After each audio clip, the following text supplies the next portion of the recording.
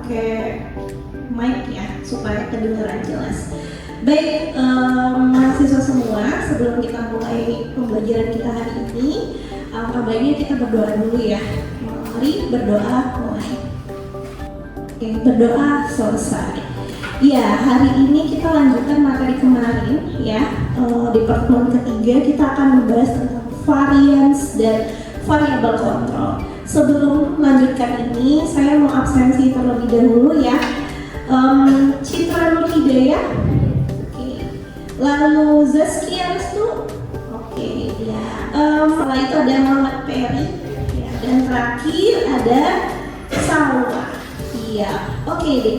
Semuanya sudah hadir. Saya mau tanya nih, hari ini kalian pernah nggak sih melihat fenomena seperti misalnya nih ya, ada fenomena di mana kalau misalnya satu teman kosannya ada yang minum kopi biar dia begadang supaya nggak ngantuk, tapi teman satu kosannya lagi dia minum kopi tapi dia malah cemas, deg-degan dan bisa tidur. Nah, itu adalah variance namanya. Jadi di dalam data tadi ya, variance itu adalah data yang bervariasi. Di mana Myers itu bilang bahwasanya variance itu adalah sebagian besar skor. Gitu ya. Ingat nggak? Karena di psikologi ini kan kita mempelajari perilaku ya. Perilaku itu bervariasi. Nah, nilai dari variasi disebutnya variance. Maka dia dibilangnya skor dalam satu kelompok sebaran data gitu. Nah, di sini dalam eksperimen ada dua jenis variance yang bisa kalian ketahui. Ada yang bisa tahu? Oke, Ferry, menurut kamu gimana?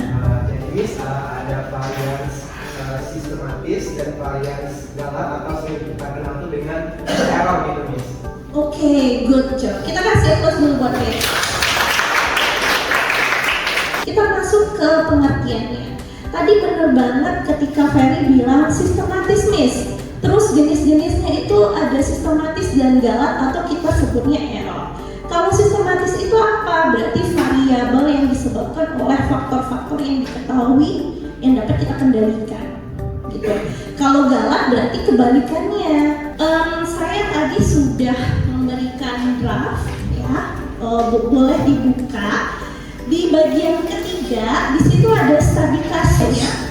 Variabel independennya adalah konsumsi kafein. Nah, dia ada 3 jenis level. Pertama, tingkatan yang 0 mg. Ingat ya, kafein itu ada loh yang 0 mg. Lalu ada yang 100 mg sama 200 mg. Nah, variabel dependennya adalah skor tes kognitif. Kita diskusikan 1 menit ya. Pertanyaannya adalah jika hasil tes kognitif antar kelompok berbeda, mana yang disebut varian sistematis dalam kasus tersebut? Oke, sudah ya. Kelompok 2 ya, siapa perwakilannya? Ya, silakan. Kalau menurut dari kelompok kami, Ibu, varian sistematisnya ini tercermin dari perbedaan kinerja kognitif antara kelompok yang tidak minum kafein yaitu 0 mg dengan kelompok yang mengkonsumsi kafein, Bu, sebesar 100 mg dan 200 mg. Nah, di sini perbedaan rata-rata skor antara kelompoknya inilah buktinya, Bu. Oke, luar biasa, sangat tajam sekali analisis dari kelompok 2. Kita kasih applause. Ya, berarti tadi udah paham ya bahwasannya memang perbedaan kinerja kognitif itu antara level kafeinnya. Nah, level kafein itu disebut variance namanya, gitu ya. Nah, kalau sekarang saya mau tanya sama kelompok 3 ya. Kelompok 3, apa saja variabel extraneous yang bisa mengacaukan atau menjadi confirm variabelnya dalam riset itu tadi? Mungkin dia itu terganggu pola tidurnya karena dia itu malamnya begadang. Jadi waktu dia tes itu tuh mengacaukan skornya walaupun dia itu meminum kafein yang levelnya itu tinggi. Oke, good job. Keren banget.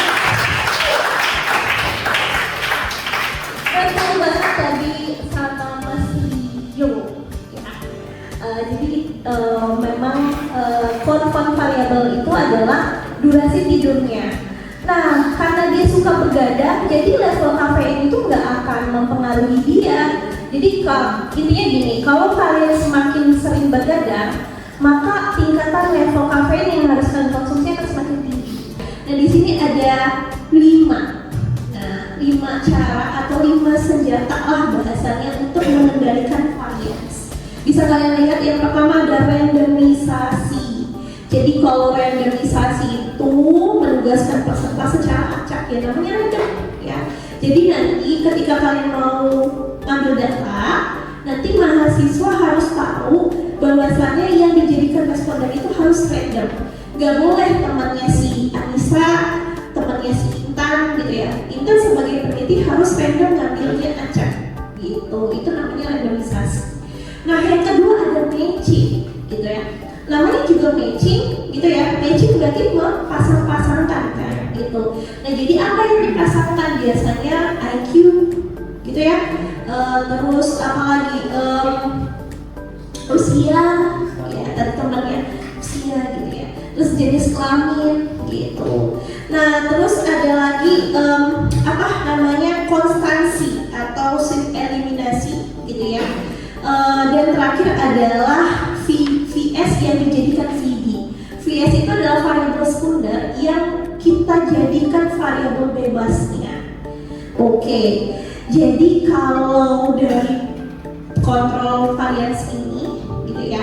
Coba di sini ada perwakilan kelompok 3, ada Mas Rizky dari kelima senjata yang saya jelaskan tadi. Mana yang menurut kamu paling sering bisa dipakai? Yang paling sering dipakai itu di senjata randomisasi, karena kita randomisasi antara seperti itu terjadi setara orang ini, tidak ada bias untuk hasilnya nanti. Oke, good job. Kita kasih plus dulu. Saya ada tugas kelompok di sini. Jadi nanti tugasnya adalah silakan kalian diskusikan ya, small group discussion, diskusikan. Di sini ada pertanyaannya, dijawab, dan nanti lembar kerjanya kalian kirimkan di dalam e-learning gitu. Nah kita lihat ya untuk misalnya di video pertama. Video pertama ini dia membahas mengenai Stanford Experiment. Sudah ada yang pernah mendengar Stanford Experiment? Sudah, gitu ya. Jadi dia itu, nah di situ kita nanti kalian bisa menganalisis bagaimana cara kalian menentukan permasalahan dari eksperimen si Stanford atau eksperimen dari miligram. Ya kalau miligram itu dia tentang obedience, yaitu kepatuhan. Jadi di dalam eksperimen itu respondennya dikasih sentuh listrik, gitu ya. Padahal sebenarnya itu rekayasa. Yang dinilai adalah orang yang ngasih perintah, patuh nggak dia, gitu. Nah itu sih miligram. Ya. Dan terakhir kalau di Bobodo, Bandura, paham ya? Nah itu sering banget kita temui dalam eksperimen boneka Bobodo tadi.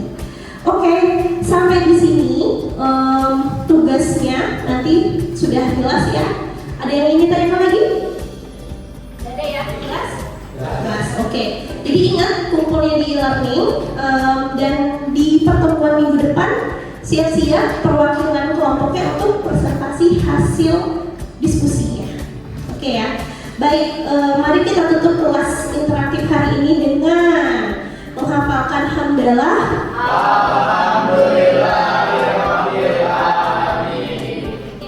Wassalamualaikum warahmatullahi wabarakatuh. Waalaikumsalam.